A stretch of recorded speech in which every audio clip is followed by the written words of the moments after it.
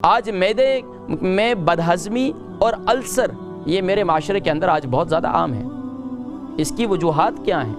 اس لیے کہ اس کی وجوہات یہ ہیں کہ ہم نے نبوی تعلیم کو چھوڑ دیا ہے۔ طب نبوی صلی اللہ علیہ وسلم پر ریسرچ کر کے آج بہت سے بڑے بڑے سائنسدان حیران ہو رہے ہیں کہ 1500 سال پہلے پیارے پروفٹ محمد صلی اللہ علیہ وسلم نے اس قدر آسان کر دیا ہماری زندگی کو، ہماری صحت کو اس قدر بہتر بنا دیا کہ سبحان اللہ۔ ناظرین کرام، قربان جائیے، میں اور آپ تو اس نبی کے امتی ہیں، اس نبی سے محبت کے دعوے دار ہیں، لیکن افسوس کے ساتھ ہم نے تو یہی سمجھا ہے بس قرآن پڑھنا، نماز پڑھنا، حقوق اللہ کی ادائیگی کرنا، حقوق العباد تو نبی کی تعلیم کے اندر ہم نے پڑھے ہی نہیں ہے۔ ناظرین کرام، یہ ہماری حق لنفسک، اپنی باڈی کا بھی حق ہے، لیکن اس کے حقوق ہمیں اس وقت یاد آتے ہیں جب ہمارے باڈی کے پارٹ جو ہے فیل ہونا شروع ہو جاتے ہیں، جب وہ ساتھ دینا چھوڑ دیتے ہیں، پھر کوشش کرتے ہیں ایک ڈاکٹر کے پاس، دوسرے ڈاکٹر کے پاس، تیسرے ڈاکٹر کے پاس، لیکن وَإِذَا مَرِضْتُ فَهُوَ يَشْفِينِ، جب ہم بیمار ہوتے ہیں تو شفا اللہ رب العالمین ہی دیا کرتے ہیں۔ تو ناظرین کرام، ہمارے معدے کے اندر آج بدہضمی کی اور پیٹ میں گیس کی شکایت رہتی ہے، اور یہاں تک کہ معدے میں السر، معدے میں زخم بھی پیدا ہو جاتا ہے۔ اگر ہم اس کی وجوہات کو دیکھیں تو اس کی وجوہات کے اندر بالکل واضح طور پر اگر میں یہ کہوں کہ ہماری یہ اس وقت قومی بیماری بھی ہے اور ہماری آج جو ہے یہ عمومی بیماری بھی پائی جا رہی ہے۔ ہر وہ شخص دیکھیں، کسی کے معدے میں زخم ہے، کسی کے معدے میں السر ہے، کسی کو بدہضمی کی شکایت ہے، کسی کے پیٹ میں ہوا کا گولا بنا ہوا ہے، وہ اسے تنگ، عجیب سی کیفیات ہے۔ ناظرین کرام، یقین جانیے، ان نعمتوں کی قدر کیجئے۔ اگر آج آپ جوانی میں ہیں تو اپنے معدے کی حفاظت کیجئے، کیونکہ پیارے نبی صلی اللہ علیہ وسلم نے ارشاد فرمایا کہ معدہ ہی تمام بیماریوں کا گھر ہے۔ قربان جائیے، کتنا آسان کر دیا کہ ہماری بیماریوں کا علاج ہمیں بتا دیا کہ تم بیمار ہوئے، تمہارے سر پر دباؤ، پریشر رہتا ہے، تمہارے دماغ میں ٹینشن رہتی ہے، تمہارے جوڑوں میں، تمہارے جسم میں تکلیف رہتی ہے، تمہارے کندھوں پر بوجھ رہتا ہے، تمہاری گردن میں درد رہتا ہے، تمہارے پاؤں تم اپنے پاؤں زمین پر صحیح نہیں رکھ سکتے، یہ سمجھ لو کہ تم نے اپنے معدے میں کوئی نہ کوئی بیماری پال رکھی ہے۔ دنیا میں انسان کے جو گھر ہوتے ہیں، اس گھر کے اندر کیا ہوتا ہے؟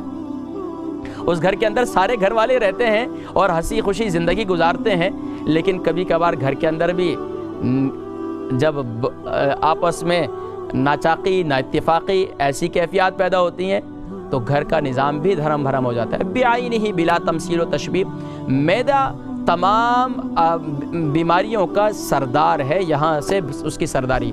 اگر معدہ ٹھیک ہے تو آپ کی پوری باڈی اور آپ کے اعضاء یہ بالکل ٹھیک رہیں گے، لیکن اگر معدے میں خرابی ہے، ظاہری بات ہے، آپ یہ دیکھیے دنیا میں کوئی بھی چیز آپ کھاتے ہیں، پیتے ہیں، خوراک کے نالی کے ذریعے سے وہ معدے کے اندر جاتی ہے۔ اگر ابھی آپ انشاءاللہ ٹی وی اسکرین پر دیکھیں گے معدہ کیسا ہوتا ہے، اور معدے کے جو ایک خوراک کی نالی ہوتی ہے، یہ دیکھیں یہ معدہ ہے، یہ ہمارے جسم میں ایک پارٹ ہے، لیکن اس کی اتنی اہمیت ہے، آقا علیہ السلام نے ارشاد فرمایا کہ یہ جو ہے بیماریوں کا گھر ہے۔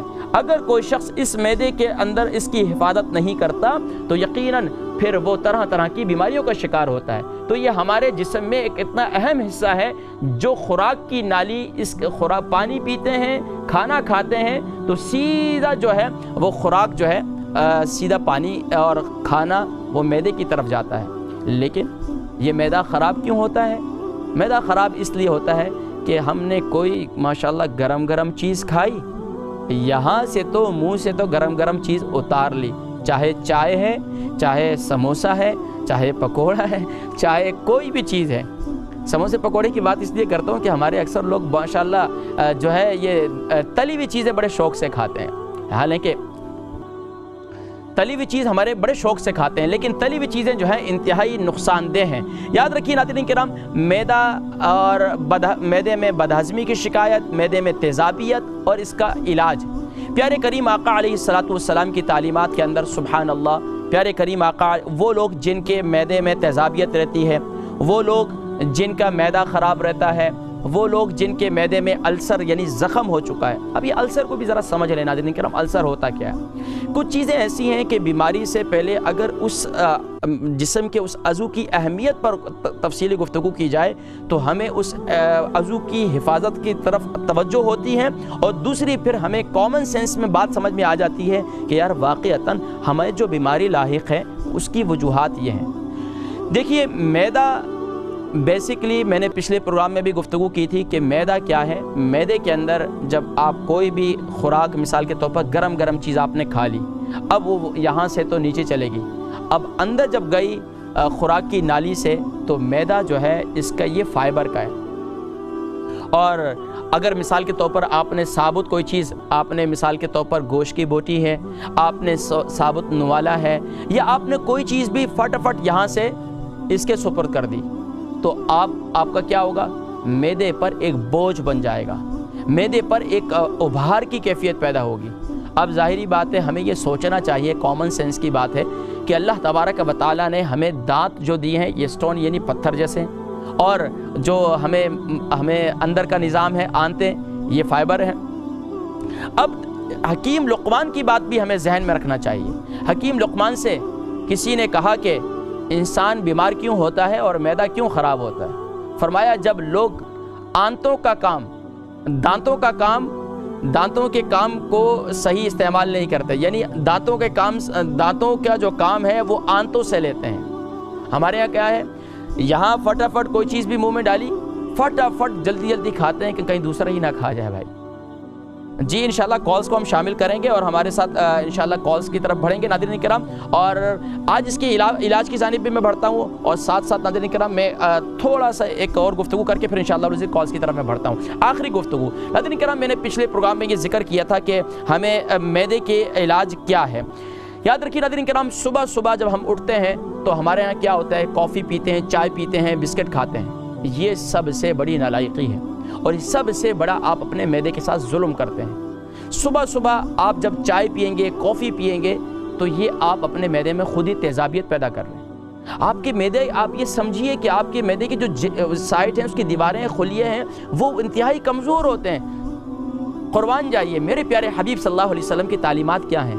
طب نبوی میں پیارے کریم آقا علیہ الصلوۃ والسلام کو جو طریقہ لکھا ہے, آقا علیہ الصلوۃ والسلام صبح اٹھ کر نبیذ پیا کرتے تھے. ایک تو یہ کہ کشمش کا پانی, کشمش کو گیلا کیا کرتے تھے, کھجوروں کو بھی گیلا کیا کرتے تھے, صبح اس کا پانی پیا کرتے تھے, معدے کو طاقت پہنچاتا ہے. یا پھر سبحان اللہ صبح شہد گھول کر پانی کے اندر وہ پیا کرتے تھے, اس سے معدے کو تقویت ملتی ہے. دوسری بات یہ ہے کہ ہمارے ہاں نظام سارا الٹ ہو چکا ہے. ہم جو صبح کی روٹین ہونی چاہیے وہ رات کی روٹین بناتے ہیں. صبح کی روٹین یہ ہے کہ ہمیں ناشتہ جو ہے وہ اچھا کرنا چاہیے, ہیلتھی کرنا چاہیے. ہمارے یہاں ہیلتھی کیا ہوتا ہے, پیسٹری کھا رہے ہیں, بسکٹ کھا رہے ہیں, اچھا ماشاءاللہ اس کے علاوہ کوئی پراٹھے کھا رہے ہیں, کوئی حلوہ پوری کھا رہے ہیں. حالانکہ یہ چیزیں جو ہیں انتہائی مضر ہیں معدے کے لیے. تو ہم نے صبح میں نے پچھلے پروگرام میں بھی ذکر کیا کہ جو کا دلیا استعمال کریں.